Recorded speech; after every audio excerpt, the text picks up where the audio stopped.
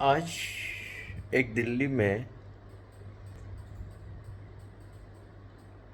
काफ़ी क्रूर दुर्घटना घटी। एक लड़के ने एक लड़की को काफ़ी सारे छुरे मारे और फिर पत्थर से उसको काफ़ी बार मारा। वो दृश्य बहुत ही विभत्स है। काफ़ी सोशल साइट्स पर सब तरफ दिखाया जा रहा है। मैं व्यक्तिगत रूप से ऐसी कभी भी कोई खबर को नहीं दिखाया जाना चाहिए, कतई नहीं दिखाया जाना चाहिए, क्योंकि इस तरीके की खबरें नाहक लोगों के मन को दूषित करती है, किसी के भी मन को। इतनी क्रूरता देख के किसी को भी बहुत हृदय में चोट पहुंचती है। ये क्रूरता है ऐसे दृश्य दिखाना भी। फिर दूसरी बात, जो युवक युवती रिश्तों में होते हैं, एक उम्र में दोस्तियां तो करते हैं, उन सबको भयभीत कर दिया जाता है। कहीं न कहीं तो भय आ जाता है, क्योंकि ये भी थे तो रिलेशन में। अब जब रिलेशन टूटते हैं तो वो थोड़ा तो असहज स्थिति होती है, और ये एक दुर्भाग्य ही कहेंगे कि रिश्ते बनाने को तो हर कोई तैयार है, लेकिन जब रिश्ते टूटते हैं, और रिश्ते टूट भी जाते हैं, तो कैसे सौहार्दपूर्ण, प्रेमपूर्ण, समझपूर्वक अलग होना, ये आता ही नहीं है, अधिकांश को नहीं आता है। दुख होती है, घुटन होती है, शिकायतें होती है, झगड़े होते हैं, काफ़ी कुछ होता है, लेकिन कभी कभार ऐसी अति में घटना हो जाती है, लेकिन ये वंस इन ए वाइल, करोड़ों करोड़ों में ऐसा एकाध को होता है। तो इस तरीके से नाहक लोगों के दिमाग को नकारात्मकता से मत भरो। फिर जो एक बेहद विचारणीय विषय है कि इस तरीके की मैंने और भी घटनाएं देखी है पहले, तो हैरानी की बात ये होती है कि लोग दौड़ के उस लड़के को पकड़ते क्यों नहीं। अगर 4-5 लोग एक साथ दौड़ के उस लड़के को पकड़ लेते हो तो उस लड़की की जान को बचाया जा सकता था, निश्चित रूप से बचाया जा सकता था। उस दृश्य में आप देख सकते हैं कि उसके ठीक पीछे से लोग निकल रहे हैं। 4-5 लड़के एक साथ उसको दबा लेते हैं तो क्या कर लेता, और एक तरफ लड़की को लेके चले जाते हैं। ऐसा क्यों नहीं होता है? ऐसा मैंने होता ही नहीं देखा। मैंने एक बार देखा, एक बाजार में एक आदमी आया और एक महिला को उसने छुरा मार दिया। बाजार में से कोई नहीं दौड़ा। इसी तरीके से एक रास्ते में एक लड़के ने एक लड़की को मारा। 100 लोग वहां देख रहे थे, सब देखते रहे। ये देखना कैसा हो गया है? इस घटना से विचार इस बात पे होना चाहिए कि ऐसी घटनाएं लोग सिर्फ देखते क्यों हैं।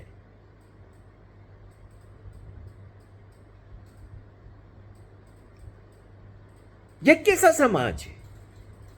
विचार तो करना पड़ेगा ऐसे एक समाज के ऊपर जिसमें इस तरीके की घटनाओं पे सिर्फ देखते रहते हैं।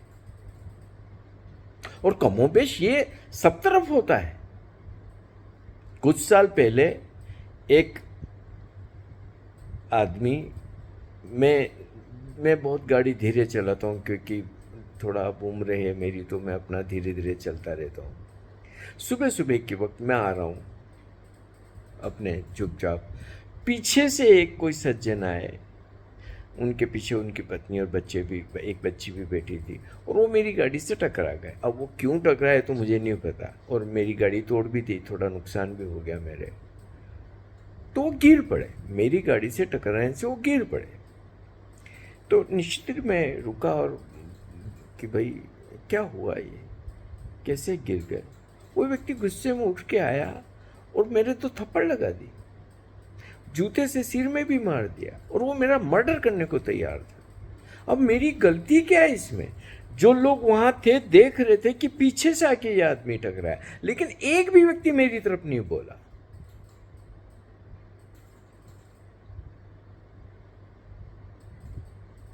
एक भी व्यक्ति ने उसको नहीं कहा कि क्या कर रहा है ये, इस तरीके से क्यों किसी व्यक्ति को तू मार रहा है, गलती क्या है इस व्यक्ति की।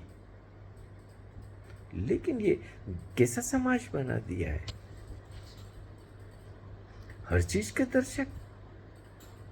मैं जब बसों में आता जाता हूं और बसों में इतनी भयानक भीड़ देखता हूं, हैरानी होती है कि किसी को एक शब्द बोलते नहीं मैं देखता हूं कि यार बसों की ऐसी बुरी हालत क्यों है, इसके लिए क्या किया जाना चाहिए।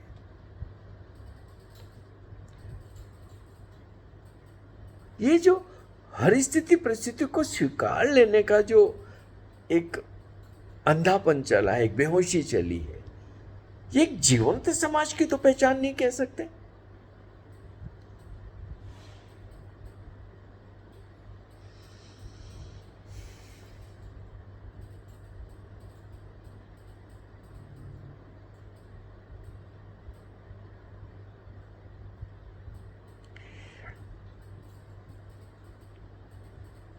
और ऐसा ही मैं रोज देख रहा हूं, रोज मैं जब भी कहीं बाजार में आता जाता हूं और कुछ भी होते देखता हूं, मैं देखता हूं किसी को कुछ लेना देना नहीं है, कोई जिए कि मरे।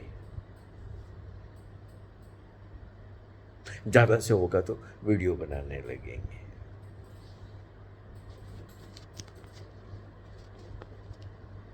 मैंने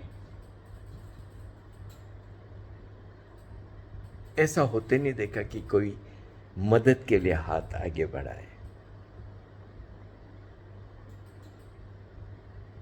और ये बदलाव अब आया है, ये बदलाव पहले नहीं था इस समाज के अंदर। ओशो जब टीवी आया तो टीवी के संदर्भ में ओशो ने बोला था कि टीवी तुम्हें दर्शक बना देगा,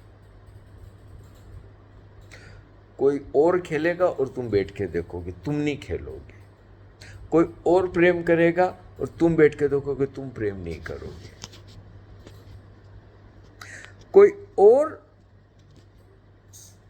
किसी भी तरीके के सृजन की या बदलाव की या रूपांतरण की, क्रांति की बात करेगा, तुम कुछ नहीं करोगे।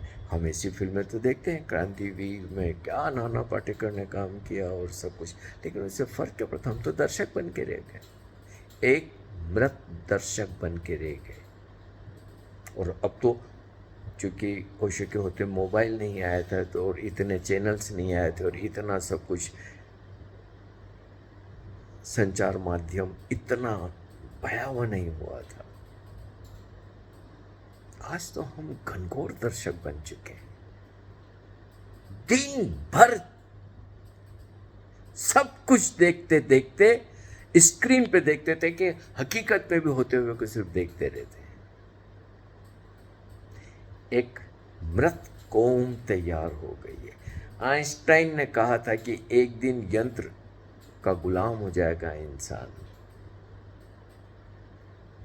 आज पूरी तरीके से इंसान यंत्र का गुलाम हो गया।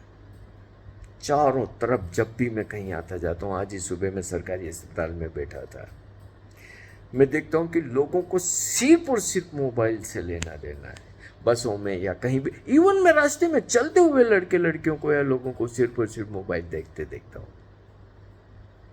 इतना जब हम स्क्रीन को देखेंगे और स्क्रीन पे पता नहीं क्या क्या होता हुआ देखेंगे, तो मृत दर्शक ही बन के रह जाएंगे। फिर कोई संवेदना नहीं आएगी, कोई करुणा नहीं आएगी, कोई दया नहीं आएगी, किसी के लिए किसी के साथ जीवंत अनुभव में सहभागी होने का कोई भाव नहीं आएगा।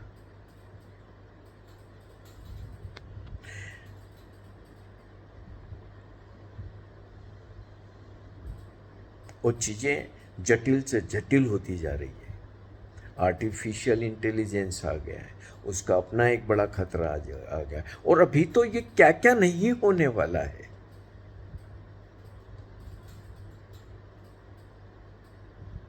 ये दिल्ली में जो आज हुआ, उस लड़के ने जो किया, और जो लोग, किसी ने आके उस बच्ची को बचाने का प्रयास, ये छोटी घटना नहीं है, ये बहुत बड़ी घटना है। ये कैसा इंसान हमने बना लिया।